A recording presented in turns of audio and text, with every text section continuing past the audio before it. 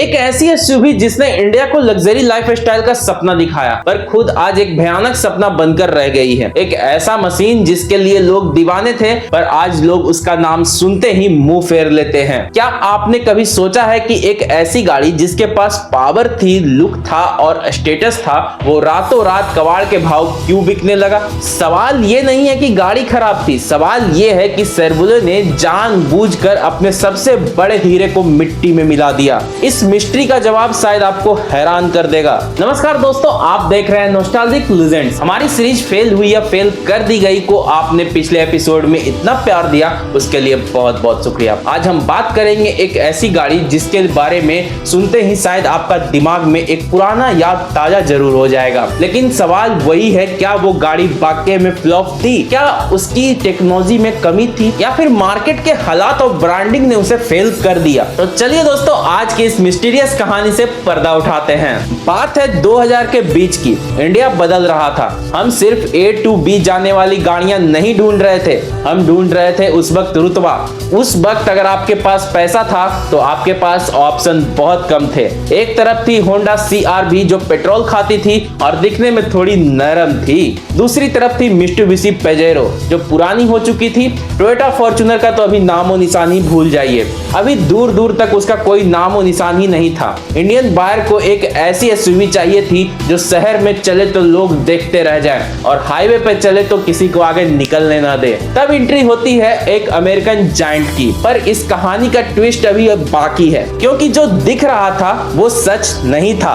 2008 का साल शेरवुले ने अपनी सबसे बड़ी बाजी खेली। कैप्टिवा लॉन्च हुई। इसका लुक एकदम डैशिंग, एग्रेसिव ग्रिल, बड़ी आंखें और वो शेरवुले का वो टाइल लोगो जो उस वक्त अमीरी की निशानी माना जाता था। मार्केटिंग ऐसी की गई कि ये कार नहीं एक स्टेटमेंट हो। लोग पागल हो गए, शोरूम में भीड़ लग गई। सोचिए उस वक्त शेरवुले इंडिया में एक प्रीमियम ब्रांड की तरह देखा जाता था। ऑप्ट्रा और क्रूज जैसी गाड़ियों ने पहले ही माहौल बना दिया था। कैप्टिवा को देखकर लग रहा था कि बस मिल गई इंडिया को असली एसयूवी। सब कुछ परफेक्ट लग रहा था। फिर प्रॉब्लम कहां से शुरू हुई? अब बात करते हैं इसके अंदर छुपी उस ताकत की। कैप्टिवा में था 2.0 लीटर का VCDI डीजल इंजन जो 150 हॉर्स पावर निकालता था। उस जमाने में 150 HP का मतलब था कि आप रास्ते के राजा हो। इसका टॉर्क इतना सॉलिड था, जब आप एक्सीलेटर दबाते थे तो आप सीट से चिपक जाते थे।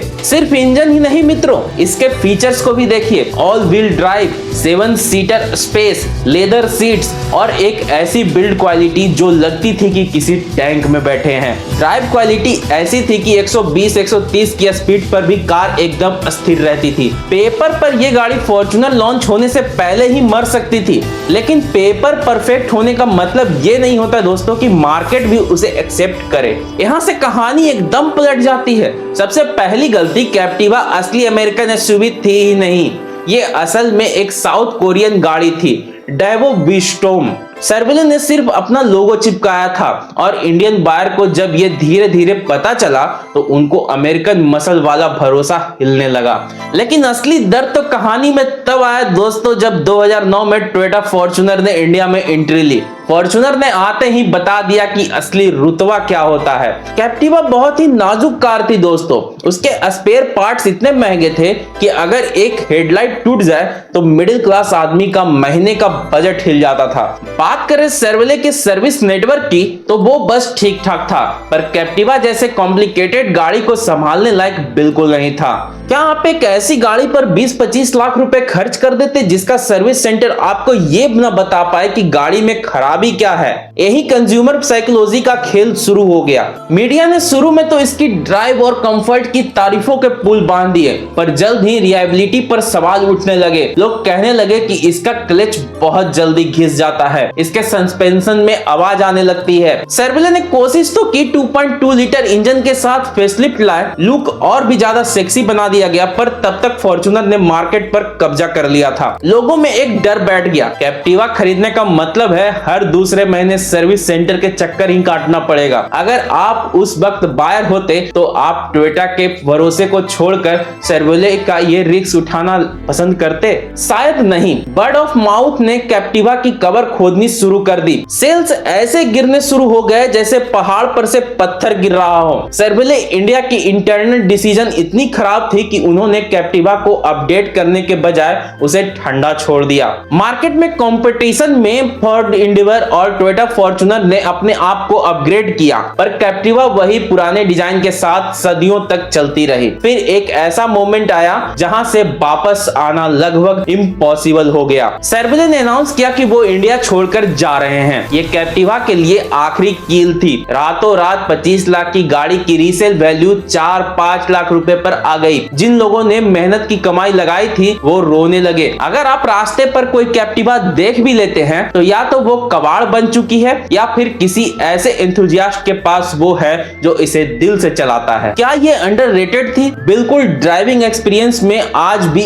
एक मॉडर्न एसयूवी से बेहतर है। इसकी सीटिंग पोजीशन, इसका स्टीयरिंग फीडबैक वो आज की गाड़ियों में नहीं मिलता है। लेकिन क्या अच्छी ड्राइव काफी है? आज ये कार सिर्फ एक प्रोजेक्ट कार बनकर रह गई है। लोग डरते हैं इसे खरीदने से क्योंकि पार्ट्स मिलना नामुमकिन है। अगर शेवरले ने इसे लोकलाइज किया होता, सर्विस सस्ती रखी होती, तो शायद आज फॉर्च्यूनर का नाम इतना बड़ा नहीं हो पाता। तो अब आते हैं उस सवाल पर जो हमने हुक में पूछा था, क्या ये इंजीनियरिंग मास्टरपीस थी?